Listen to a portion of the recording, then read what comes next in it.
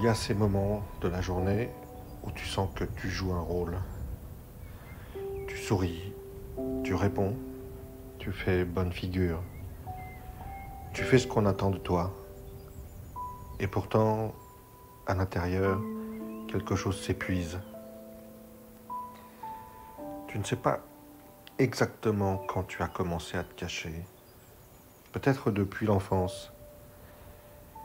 Peut-être pour survivre, pour être aimé, accepté. Tu t'es ajusté, adapté. Mais maintenant, ce costume colle à la peau et tu ne sais plus comment l'enlever.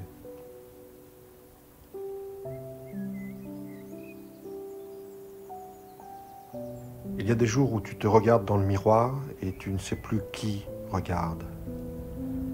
Pas parce que tu es perdu, mais parce que tu es trop en représentation, trop en dehors de toi. Comme si tu étais devenu un personnage qui te précède partout et t'empêche de respirer.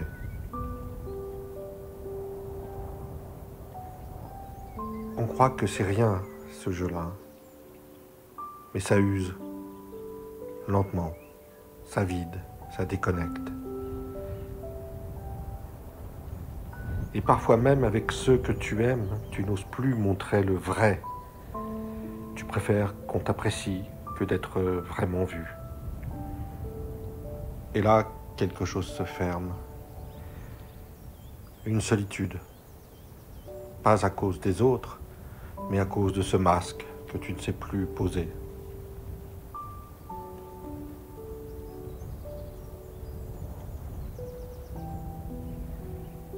Cette question du masque a traversé les siècles. Et chaque époque y a répondu différemment. Jung parlait de la persona, ce masque social que nous portons pour naviguer dans le monde.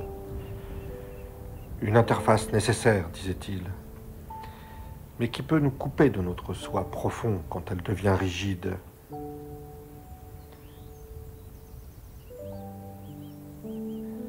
Nietzsche, lui, avait une intuition troublante. Nous avons l'art pour ne pas mourir de la vérité. De même, nous avons peut-être des masques pour ne pas mourir de notre vérité. Car que se passerait-il si nous montrions tout le temps l'étendue de nos blessures, de nos peurs, de notre chaos intérieur? Il y a des vérités trop brûlantes et les masques parfois ne sont pas des mensonges, mais des voiles qui nous permettent de vivre, de créer, d'aimer.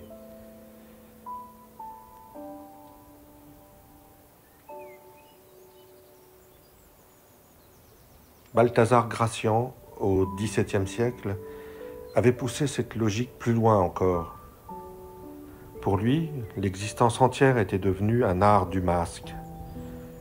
Calculer chaque geste, peser chaque mot, comme si l'homme n'était plus qu'une stratégie ambulante. Et peut-être est-ce là notre épuisement moderne, être devenu des surfaces pures, des performances permanentes, sans plus rien dessous. Quand tout devient spectacle, que reste-t-il de vivant ?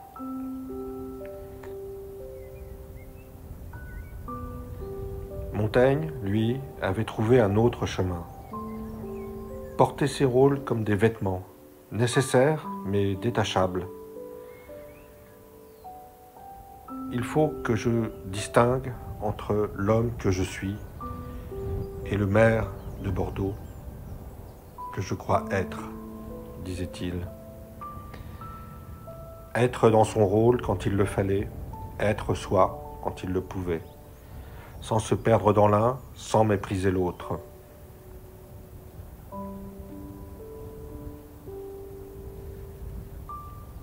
Mais c'est peut-être Maître Eckhart qui nous donne la clé la plus profonde. Dans son portrait de l'homme noble, il parle de l'homme extérieur et de l'homme intérieur comme des gonds d'une même porte. Il n'y a pas de problème à ouvrir la porte sur le dehors, à commercer avec le monde, à porter les masques nécessaires. tout en sachant qu'on a affaire à des créatures manquantes ou à des simulacres, des apparences.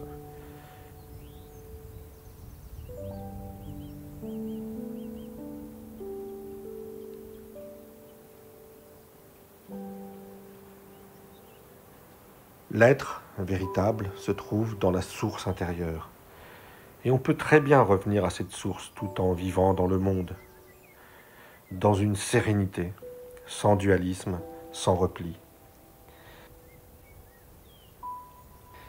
Eckhart dit qu'il faut apprendre un double regard. Un regard qui perce les créatures, qui passe au travers des apparences et remonte jusqu'à la source de tout être, et un regard tourné vers l'intérieur qui perce sa propre réalité pour atteindre cette même source en soi. C'est un va-et-vient entre le dehors et le dedans. Le dehors, pour Eckhart, n'est plus un lieu de perte, mais un espace de circulation, à condition de ne jamais oublier d'où l'on vient.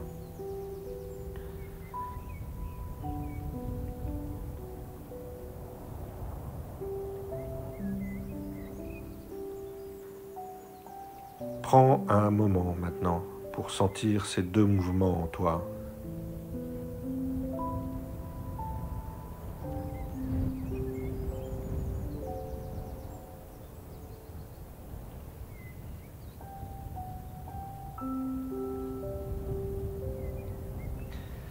Le mouvement vers l'extérieur, tes rôles, tes masques, tes fonctions, ils sont là, ils sont nécessaires.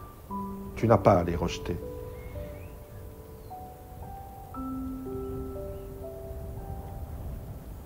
Et le mouvement vers l'intérieur, cette source en toi qui ne change pas, cette présence qui traverse tous tes visages, cette part de toi qui sait.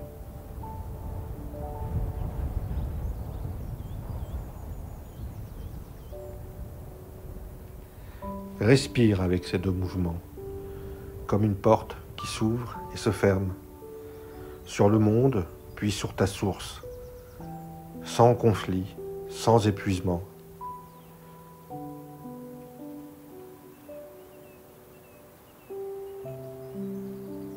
L'épuisement venait peut-être de vouloir être tout extérieur ou tout intérieur, de ne pas savoir articuler, de ne pas savoir faire ce va-et-vient entre le dehors et le dedans, entre le dedans et le dehors.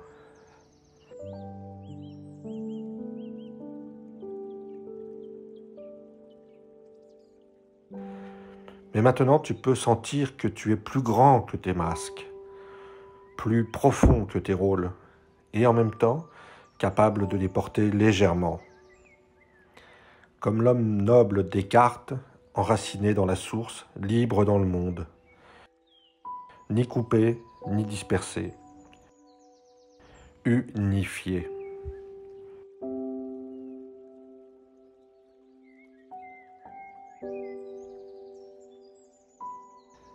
L'authenticité n'est peut-être pas de montrer tout de toi tout le temps,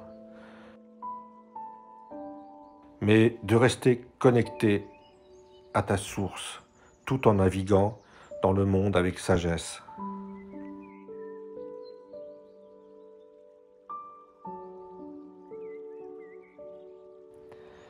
Un gond à la fois, un mouvement à la fois, une respiration à la fois.